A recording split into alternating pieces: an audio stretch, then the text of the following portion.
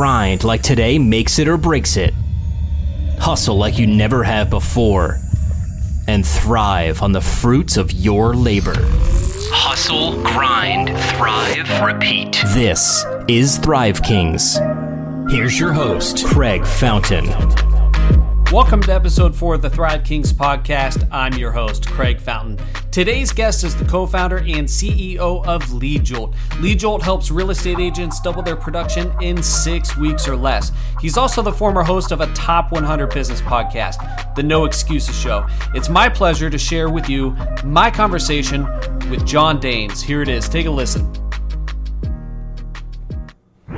You only live once, but if you do it right, once is enough. Yeah. This is Thrive Kings. Welcome to the Thrive Kings podcast, John. I appreciate you taking time to join the show. How you doing, man? I'm doing really well, Craig. Thanks so much for having me on, man. Absolutely. I'm excited. So before we get into what you're currently working on and some of your current ventures, I want to kind of get into something that always interests me, and I've pretty quickly become curious about after talking to the guests I've had on the show so far. So like many other entrepreneurs, your path hasn't exactly been very traditional. Can you kind of give us some insight into how your journey started? Yeah, dude, absolutely. So, basically I'm 21 years old. Just turned 21 a couple days ago. And, basically when I was around 16, I got expelled from high school.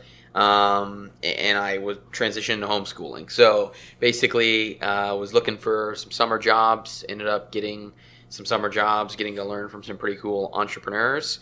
And, in short, decided that this is kind of the path that I wanted for my life. Never really had too many, plans after high school in terms of like going to college or getting a degree or anything like that. Basically, was living in Minnesota, senior year of high school. Went to apply to community college. I actually did go ahead and apply, and before I was about to get loans and all that stuff, I decided I was going to take a gap year and try to do some entrepreneurial stuff. I was already doing a couple things, right? I resold sneakers online, stuff with decent success. Never had like a bigger business, but I had made some good money and had some money saved up from working basically full time while I was homeschooled. So I decided I was gonna, try to do a couple different things. So I started a podcast, and I also started, I guess social media management company. I guess you'd call it like a media company. And the social media management agency didn't really have any traction. I mean, I got a couple clients on board, but it wasn't anything crazy. And my podcast did, pretty well. And interviewed a lot of cool people. Got to interview, some dudes like Cardone and Frank Kern and some other pretty cool entrepreneurs. Ended up kind of becoming like a almost podcast expert, and got to speak on some different stages about podcasting and how to rank and et cetera, et cetera. But my goal of wanting to make money wasn't really happening through the podcast. So, and I'm pretty open about saying that, right? So it didn't really make any money from the podcast. It was just something that was fun to meet people. And you get to a certain point, it's like, how much networking can I do before I actually make some money? And so that's what I was looking to do. Basically decided to kind of go full in on the agency. Started to really focus on that, which was 99 Media at the time. My business partner and we signed, I remember it really vividly. In one day, we brought on $5,500 worth of retainers. So we went from making $0 to $5,500 a month, which looking back was pretty cool because we did it in like 2 days.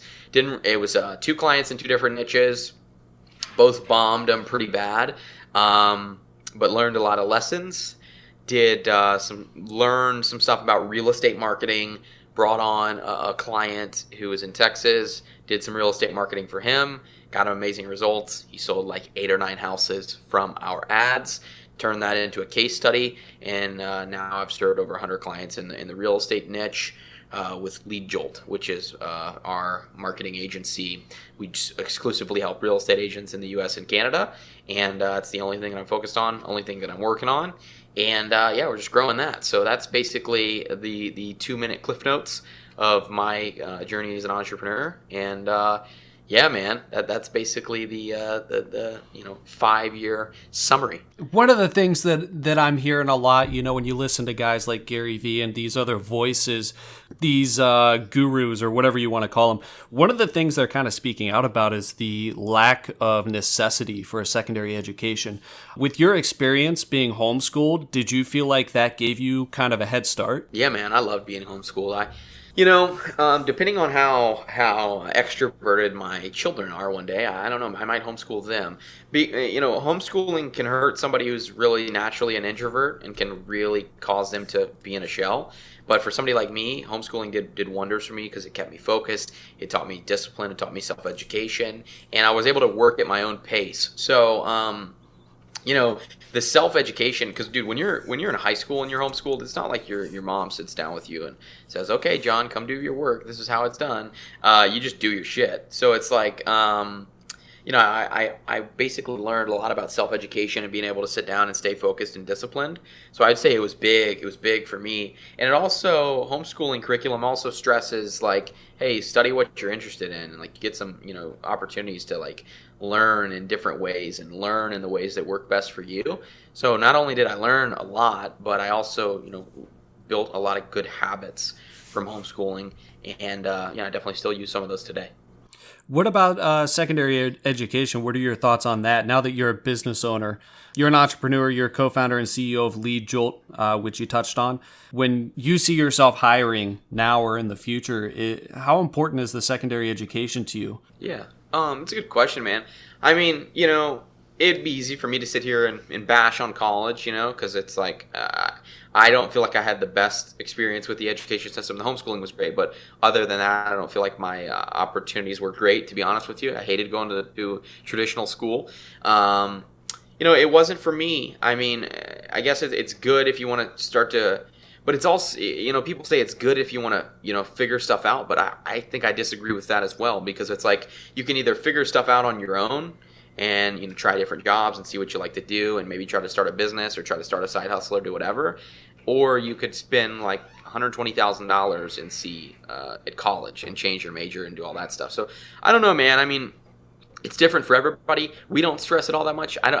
I have never looked at anybody's resume that I've hired, and we have 9 or 10 staff now. So I just care about what's your personality like. We do personality testing. That's what we kind of stick to. And what's your experience level?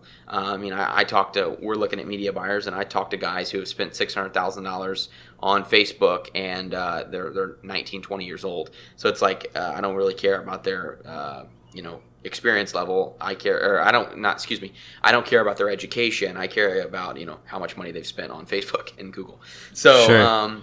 It's not really something that we look at a ton. I mean, it would be, I think Mark Zuckerberg said it would be pretty hypocritical for me to look at somebody's college education because he's not educated in college or didn't finish, and neither did I. So I don't really look at it because it's I don't feel like it's the best measure of what someone can actually achieve. So for me, we value experience, but we also value someone's ability to learn and to change and to grow. So yeah, I mean, we don't really look at it a ton. I mean, there's something to be said about people that just graduate college that are motivated and they're hungry and they want to just jump into a position. But yeah, man, I mean, I'm not one of the guys that sits there and just going to bash on college all day. I mean, I have in the past, but, it's for some people. It's not for others. I didn't personally need it. I feel like most of the people that go don't personally need it, but people want to have that experience, and, more power to them. But I think with everything going virtual and stuff like that right now, you're going to see a lot more people share the same beliefs that I do, for sure. So you get expelled from high school, you follow through with high school, being homeschooled, so you have that experience. What came next? Was it the podcast or was it the social media marketing? So I really kind of started them both up at the same time. I was working at this grocery store. I don't even know if I've ever told this story. I was working at a grocery store. A dude that worked there, his name's Chandler, and we still talk every once in a while. Dope dude. And he was trying to start up a social media marketing agency, and I think he had 2 or 3 clients. And I asked him, I was like, dude, how are you learning this stuff? And he's like, oh, I bought this guy's online course. And I was like, oh, dude, like, isn't that like a scam or blah, blah, blah, blah. And he's like, no, dude, I've actually learned a lot. I got a couple clients. I don't know. He's probably making $2 or $3 grand a month. And I was like, dude, would you mind if I get the login to the course? And he's like, yeah, dude, no problem. So I I did, and I started going through it while I was a senior in high school, and I was like, I want to start this thing. And, it gave me some good fundamentals. It wasn't like I took this course and it changed my life and taught me how to make all this money, but I got some good fundamentals, and I kind of got an idea of what I wanted to do. So I started. I had a couple failed business partners with the agency.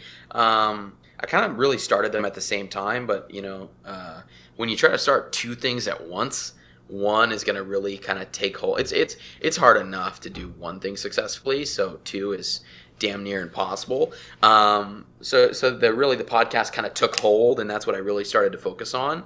But yeah, man, I think I just graduated high school when I started the podcast. Like, I was a pretty fresh graduate from high school, and then basically just jumped into doing that for about the next, year. And then the agency really started to take hold after that. You start this podcast, and it's called the No Excuses Show, and you end up being a top 100 business podcast, which I don't think people understand how difficult it actually is to get to a point like that. And you peaked within the top 40. We were kind of talking about that before the show. Yeah. What was your driving motivation to start the podcast, and what kind of impact did it have on your journey overall? Dude, I think I just wanted some proof. I wanted some proof that this kind of stuff actually was real. To be honest, more than anything, and I just wanted to meet some cool entrepreneurs. So I wanted to talk to people. I wanted to learn about their experiences. I wanted to, meet these kind of people. And I think that one of the biggest things the podcast did for me is it got me pretty connected. I wouldn't, everybody that I interviewed played a small role in what I've built today, but I wouldn't say that there was one person that was like, yeah, if I wouldn't have interviewed that guy, my life would never have been the same. But maybe one. But, it's just like, I basically wanted some proof that this stuff was actually possible, and that there's people that were doing it on their own and not have gone to school, and et cetera, et cetera. So, yeah, man, I think that was really the goal, was just like to meet some cool entrepreneurs, was to, really just get some proof of concept and just see, like, what businesses are people my age starting? What are these people doing? How are they doing it? What's their background? What's their experience? And just kind of, see for myself that it could be done. I think that was probably the biggest goal for me, was to just kind of get some proof of concept, I guess. You ended up in a pretty cool spot with it, being in the top 100 of the business category. You had some pretty cool guests. I've gone back and listened to most of your episodes. One of the coolest guests, though, I could find happens to be Grant Cardone. What was that experience like? It was cool, man. He's a good dude. It was we had a good conversation. It was fun. He's yeah, it was good. I mean, everybody always asks me this, so it's sure. It was just like having a conversation with it was a pretty easy conversation. I asked him some good stuff. I think we got some value. I wish I could have been a little bit more, because it's almost like I look back at some of the people that I got to talk to, and I'm like, man, I wasn't even in a place in my life where I could ask them good questions, Right. So that part kind of burns a little bit. I wish I could, go back and talk to Frank Kern now and ask him some questions, like, and get some real value, which maybe I probably still could. But, I don't know, man. I think I asked him some good questions. But, yeah, it was good. It was good experience. He was a nice guy. Grant Cardone is somebody that I'm familiar with because I come from automotive retail, which if nobody's familiar with Grant Cardone, look him up. He's a great resource. Lots to learn from that guy. But in the car business, because that's kind of where he came from before he got into real estate, he's a huge name in the car business, especially when it comes into the sales and the training and things like that. So for me, it was kind of cool to listen to him. I always try to listen to Grant Cardone whenever I can, read his books, that sort of thing. Seems like a cool guy. I bet that was a fun experience. But ultimately, you found yourself co-founder of leadjolt and CEO. What's leadjolt and what led you there? Yeah, so like I was saying, we basically help real estate agents find more clients. It's a marketing agency, kind of hybrid. We do some software stuff, marketing automation for them as well. But yeah, man, I mean, basically we help real estate agents get clients in the most simple way to describe it. So like I was saying, I had my agency. We brought on a real estate agent when we were kind of still general. And we basically got him some really great results and then kind of blasted that case study. And, now we've worked with, 120-ish clients and been able to get really, really good results. And we're growing fast and we're competing with some of the biggest, people in the space right now. So it's pretty awesome. But yeah, I mean, basically just a real estate marketing agency is the easiest way to describe it. And yeah, help real estate agents close more deals. So, just out of curiosity, why'd you choose real estate? I had some experience in real estate. I was actually going to get my license. This was in a little bit different part of my life. And then we brought on the client who was in real estate because we were kind of just taking on anybody we could. And then we got him really good results. So with our results and with my background in real estate, we figured that would be the best niche.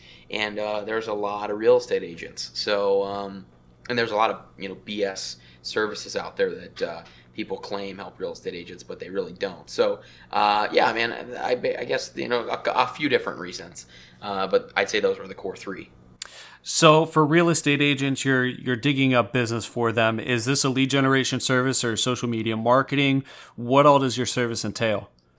Yeah, it's kind of a split. So we do a couple different things, right? So we basically will do advertising for them, right? And from there, we employ a couple different things. We can employ marketing automation. We can employ inside sales agents. But basically trying to take the new leads that we bring them and turn them into qualified booked appointments. And basically pack their calendar with quality buyer and listing clients and, help them sell more volume and help them do more business. So that's kind of the top to bottom strategy. We do advertising for them online. We basically qualify the clients for them, and then we're going to work on converting those clients into booked appointments on their calendar for them through both inside sales agents and marketing automation. Maybe my instincts aren't the best. I don't know if you would agree with me or not, but when I see real estate marketing, it tends to be pretty cringy, for lack of a better way to put it, really old-fashioned.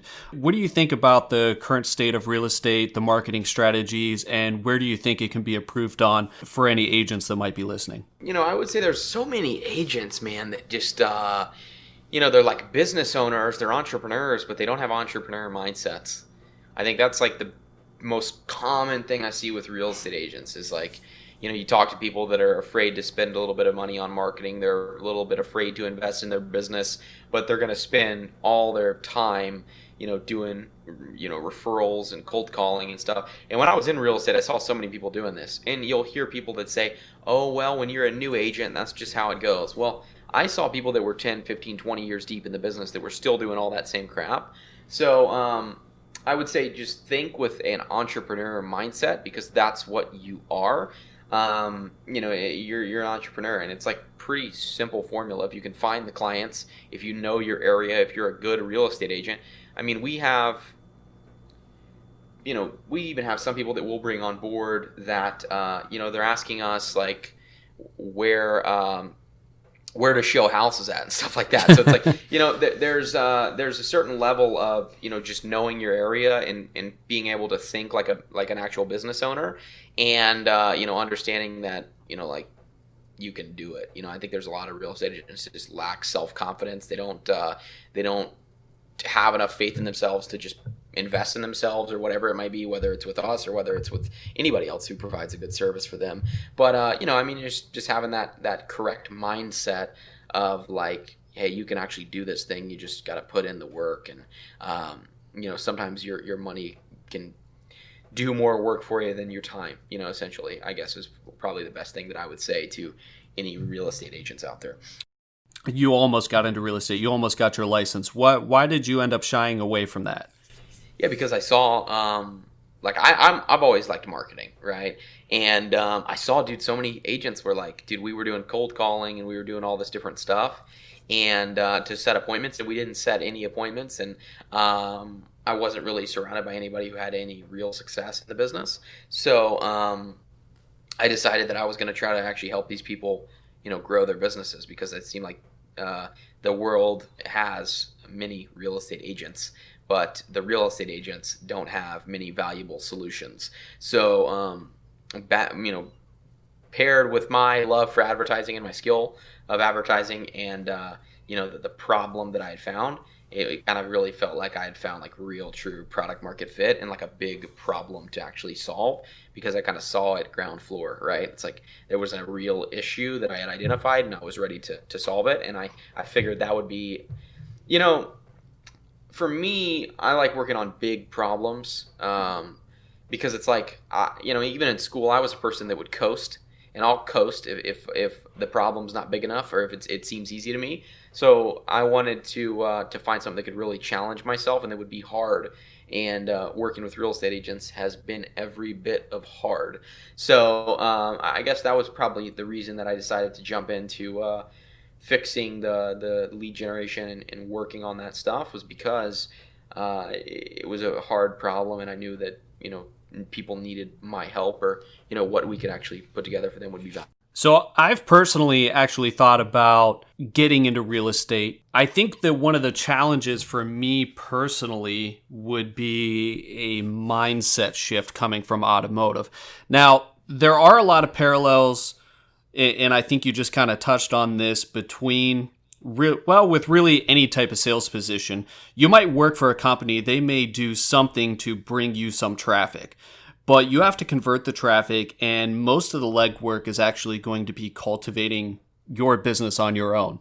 I think the difference between automotive and real estate is automotive, when you're in sales at any level at the dealership, you have to sell now. If anybody's ever wondered why a car person or a car salesperson is asking you to buy right now, it's because when somebody leaves, there's like a less than 2% chance they're ever going to see you again, whether you like them or not.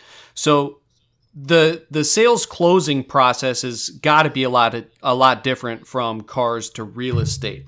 But what I'm getting at is you almost have to have that entrepreneurial mindset in cars or real estate, or really any sales business, where you have to be able to cultivate and generate your own leads and market by word of mouth and referrals and things like that. Follow the show online at Thrive Kings on Twitter, Instagram, and Facebook. One of the things I always ask, because I believe leaders are readers. John, do you have any favorite books? Yeah, man, I like reading. I've definitely, as I've grown a bit, I used to be like a big book reader, but I think there's so many people that are like personal development, and I used to be the same way. That's why I say this. I like personal development junkies almost. Like they just consume so. Oh wow, sorry about that. I was pulling up my Audible to look at some of these books that I read. But yeah, man, there's just so many people that are like, they're just personal development junkies, and they do so much personal development, they never really go do anything. So yeah, man, I mean, I've read some good books. The Power of When was a book that really impacted me in a lot of ways.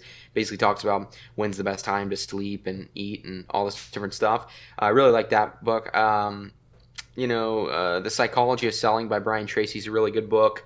Blitzscaling, Reid Hoffman, was a good book. Let's see here. Rich Dad, Poor Dad, obviously everybody should read that a couple times. I think you should probably read that book. One of the richest guys I've ever met, he reads Rich Dad, Poor Dad once a year. So, it's a good book. It's a really good book, regardless of what level you're at. Vern Harnish has got some good stuff. He wrote a book called Scaling Up that was really good. Principles by Ray Dalio. It's a thick one, but it's good. Yeah, there's a lot of good ones out there. I'm reading one right now. It's called The Inner Game of Tennis. It's a good one as well. There's a lot of good books out there. I was actually talking to my Uber driver the other day about good books. He was asking me about some good book recommendations. So those are some good ones to start with. You mentioned you pulled up Audible. Are you definitely an audiobook guy, or are you Oh, yeah, dude, words on a page? Absolutely, dude. I gotta listen to it. I struggle so hard with words on a page. I just can't do it, but I will audiobook and podcast my day away. I can multitask. I can take it in that way. So entrepreneurship, what's the biggest piece of advice you would give to a prospective entrepreneur? I think that, like, entrepreneurship is a skill, I don't think everybody's supposed to be an entrepreneur, but if you think that you are, I would say just do it and, see how much pain you can endure. And if you can endure a good level of pain, you're probably going to be successful. But yeah, dude, and if not, go find a great company to work at. I mean, this has been a big shift for me and something that I've seen a lot of. It's like all these idiots online talk about, a job is just over broke, and it's what do they say? The contract they give you to forget about your dreams. That's all BS. Dude, like if you went and worked at I don't know, for example, let's use a good example, HubSpot. When they were in startup phase, you're much richer than any of the morons that are spewing out that garbage right now. Or there's a ton of great dude, people that work at my company are going to be really well off. I've had guys that stop what my top sales guy right now stopped running his agency to come sell for me. And he literally tells me, he's like, dude, I'll never run an agency again after seeing what you and Adam, go through on a daily basis. So not everybody's meant to be an entrepreneur. I'd say that's probably the biggest piece of advice I can give. And, just find out whether you are. Not everybody's geared that way. And it's not probably the advice that people want to hear, but it's just it'll save you a lot of hardship, a lot of time. So just figure out whether you want to be an entrepreneur or not, and sit down and be like, is this something that I truly want to do? Or is this just like, I see this fad business model online that says I can make $10,000 a month and that's what I want. So I'd say evaluate that. Like, the biggest thing I'd say is evaluate, do you actually want to be an entrepreneur and you want to build stuff? Or are you just attracted to some fad business model that you see online and some guys making a lot of money with it? I guess would probably be the best advice. So you say entrepreneurship is a skill. Do you believe 100%. It's a skill you're born with? Is it a learned skill? I think it's definitely a learned skill, but I think you just, when I say not everybody's meant to be an entrepreneur, I don't mean that not everybody can be. I just think you have to have a certain level of mental toughness, and I don't think many people have that level of mental toughness, because it's like, dude, it's this difficult, man. Like, and everybody that I know that's much more successful than me will tell you the same thing. So, dude, I don't believe in the whole born with it type of thing. I think that's pretty much crap. But I think it just takes a certain level of mental toughness and stamina and just willpower and discipline. And I don't think that everybody has that. So when I say it's a skill, I don't necessarily mean starting a business is a skill, even though it is. But I more mean it's a skill to have discipline and willpower and thick skin and weed out what other people are saying about you, et cetera, et cetera. And I think that's why I would probably say not everybody's meant to be an entrepreneur, because not everybody has those characteristics or has what it takes to develop those characteristics. Besides being willing to grind it out, to have that obsessiveness, what are the 3 biggest characteristics you think are required of somebody to be an entrepreneur? I think you got to be good at selling. I think that's probably the first one. Even dudes like freaking Bezos and Steve Jobs and the biggest nerds that were out there, even those dudes are great at selling.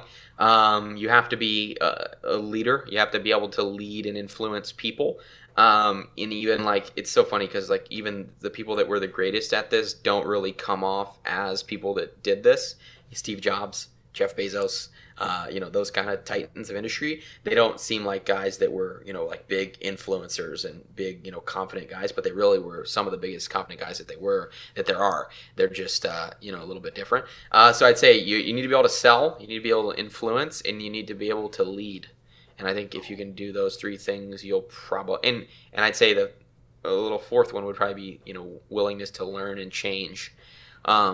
So I think if you can lock those down, you're probably going to be a pretty good leader, pretty good entrepreneur, and if not, you can probably be a really big asset to a great company. I can certainly see what you're saying about Steve Jobs and Jeff Bezos and those guys. I think a lot of the times you don't realize the best salespeople are the ones that leave you not feeling sold. If you buy something and you don't feel like you've been sold, that just means you've talked to a really good salesperson, somebody that really knows what they're doing, somebody that's probably going to be extremely successful in sales. I do have a couple questions for you, because a lot of entrepreneurs have just taken on social media with they've taken the bull by the horn, so to speak. They're running right at it. It's their primary source of exposure. It's what they're leveraging to become successful. I noticed that you're not the most active person on social media, at least on Instagram, Twitter. I've heard you say in interviews that you're a fan of Snapchat, and you've got quite the following, especially on Instagram. Why aren't you as active as many others on social media? I don't know, man. I mean, it's a good question. That's funny that you noticed that. I don't have Snapchat anymore, dude. I was much younger when I said that, and I was also single. But yeah, dude. I mean, it's just like. You look at dudes like Sam Ovens, dudes like that, dudes on never on social media, and he's making a ton of money. I think there's just I don't know, man. I hate to say it, but I think if you have all this time to post about what you're doing on social media all day, you're probably not super successful unless you've really just got things right in your business. So I mean, like, dude, I was a big social media guy. I did, influencer growth campaigns and Instagram growth bullshit, and dude, I did all that. But dude, it didn't really attribute to me making any money. So like, I want to be more active on the paid ad platforms than I do on the actual platforms themselves, because it's not really been it hasn't really been a rainmaker for me, getting on Instagram and posting videos of myself and stuff like that. Maybe it will be down the future. Maybe it will be down the line. But right now, it's just not. It's not a revenue producing activity for me. So I don't really focus on it. I think a lot, for 99% of people, I think it does a lot more harm than good, because I think Instagram can get you caught up in this, like, you should send somebody a DM, or you do something, you connect with somebody and you like get this fake gratification, like, oh man, I just did something big. It's like, no, you just sent somebody a message on Instagram. It's not like, what I mean? I don't know. Right. It's, I'm trying to say this in the most, loving way I can say it, but it's like, there's a lot of BS on Instagram, and there's a lot of people you can sit there and compare yourself to and say, oh, I wish I was this person, or I wish I did this. I think that's like, it's a pretty, toxic thing, and it's like, you got to try to keep up with this image and stuff like that. So, I post every once in a while. I post on stories. I've attracted some good team members from social media and Instagram. That's one thing that's definitely been a big asset for me. But yeah, dude, I mean, I do a little bit of it. My partner does none of it. He's terrible on social media, man. He doesn't post anything, doesn't have any of the apps on his phone. And it's been good for us, dude, because it's easy to just scroll through stories and look through TikToks and BS. It's easy to get distracted, and we got other stuff to work on, Speaking of TikTok, what do you make of that whole situation? Is now the time to invest in VPN companies, or is that just going to go away? Like with the China thing? Yeah. I don't know, dude. I don't know, man. I think it's probably all fluff. It's like the net neutrality thing that everybody got freaked out a couple years ago. Like, dude, nothing changed. At least nothing changed at face value. So, you remember that whole thing? Everybody, save our net neutrality, blah, blah, right. blah, blah. Censorship And all this, and dude, nothing ever happens. It's like 99.9% of these other things that you hear about. So I don't know, dude. I don't think TikTok's going to go anywhere, man. If they do, Facebook will spring up a competitor, and or something else similar to it, and it'll be old news in like 6 months. Maybe I'm wrong, but that's my call. I don't think they're going to ban TikTok. Yeah, I mean, Facebook does look like they have an answer. If they do, they have something called Instagram Reels. They started rolling out in places that have already banned TikTok. I don't know if there's any public VPN companies, but that might be a good short-term investment if that happens, because all those people with that addiction that have banned TikTok right now. Yeah, I believe India has. India. And maybe Brazil. I know that's another place Instagram rolled out Reels in. They rolled it out in Germany. I'm not sure if Germany banned TikTok. But yeah, India was the big one. And that population is so huge. That's what really started making the ripples. But you never know if it's politics. Why are they? Is it because China's spying on people, or what? Yeah, so right now, the Indian government said they're spying on us. It's not secure, which they're having their own issues with China anyways. So it could be political. As far as the U.S. goes, I just know that, I had heard Trump talking about the fact that there's a good chance that they're making moves to try to ban TikTok in the U.S. And it's more likely to happen in weeks or months than further down the line. So, of course, that starts all this speculation. I like scrolling through TikTok sometimes. It's a good way to turn off my brain. There's some funny stuff on there. I like how people can be original and be found organically, but I don't personally partake in participating as far as from a content standpoint. Aside from TikTok and I know you're active on Facebook when it comes to advertising. Is that the only platform you guys do ads on? So right now we're just on Facebook, man. Facebook's done wonders for us, for ourselves and for our clients. So I have, I owe something to Mark Zuckerberg, and I know there's a lot of other people out there that feel the exact same way. Facebook's been awesome. Maybe we'll spring into some Google stuff. We're talking to a few media buyers right now that also have Google experience, but Facebook's been fun. For ourselves, I want to end up trying out some YouTube because there's less I don't want to say censorship, but there's you can do a little like for example, Ty Lopez, his old ads and talking about making money online and flashing money, and that never would have worked as well on Facebook. He got away with a lot of that stuff because he's on YouTube. So YouTube, there's a lot more that you can do. But Facebook's been good for us. It's been good for our clients. And yeah, Facebook's been the only one that we've stuck to. Old saying here in the South, if it ain't broke, don't fix it. That's always good, solid advice. As far as social media platforms go, what makes Facebook the land of opportunity, so to speak? Why Facebook? Dude, I mean, there's just so many different types of people on Facebook. I think is probably the main thing. I'm not by any means an advertising expert. My partner basically does all of our advertising. But, I think Facebook is just, there's so many people on Facebook. There's a lot of targeting options that you have. We don't get the luxury of having all those because we're in special ad category and all this other, it's another long story. But, yeah, I mean, I think just Facebook's a good, solid platform. I think there's a lot of people on it, and I think that there's the demographic that spends money is on Facebook. I'll say that, right? Like people that are a little bit older, in their maybe upper 20s, early 30s, and so on. We don't have any super young clients. I think our oldest client's probably 20, 24, maybe 22. So I mean, it's not like 18-year-olds that are on our service. So, and it's also the same with people that are wanting to buy a home. So I think that's why Facebook has done well for us, is because the demographic of people that are maybe just a little bit, I don't want to say obviously 24 is not old, but it's not somebody that's 14 on TikTok, right? So right. I think that's probably why I think Facebook's just like the good, age demographic that we can target, people that are going to be able to spend money, and that and I think people are using Facebook a little bit more now for business. So I think that's why it's been so good for us, because people get on Facebook to do a live stream or to show a house or whatever they're doing, and then they see a leadjolt ad, and then a couple days later they're on a call with us. So yeah, man, I don't know, I couldn't give you the big scientific breakdown on why Facebook's working. It's just doing wonders for us, and we're able to put money in and return more. So that's the goal with the advertising, and it's working out pretty well for us right now. So for any agents that might be listening that are interested in using your service, where can they find you?